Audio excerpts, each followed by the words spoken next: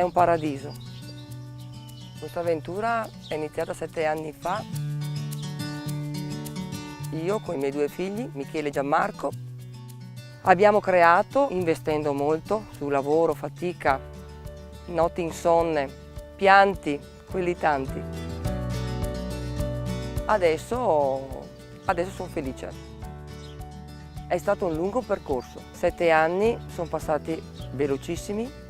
Gianmarco di 16 anni e Michele di 18 sono cresciuti qua, si può dire. Gianmarco adesso l'ho eletto lo chef della cucina. Lui studia i piatti, li crea, lui ha la passione dentro, è proprio il suo mondo. Confesso che più di una volta ha sorpreso anche me con le sue idee, i suoi piatti, le sue creazioni.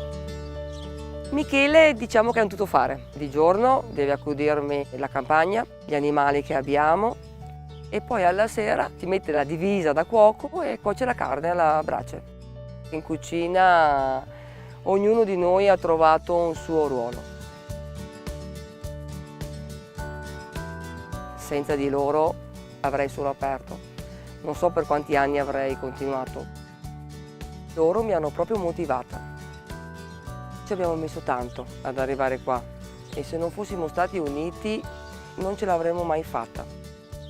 Quello che noi desideriamo è che chi viene qui si portasse a casa questa armonia che viviamo noi ogni giorno.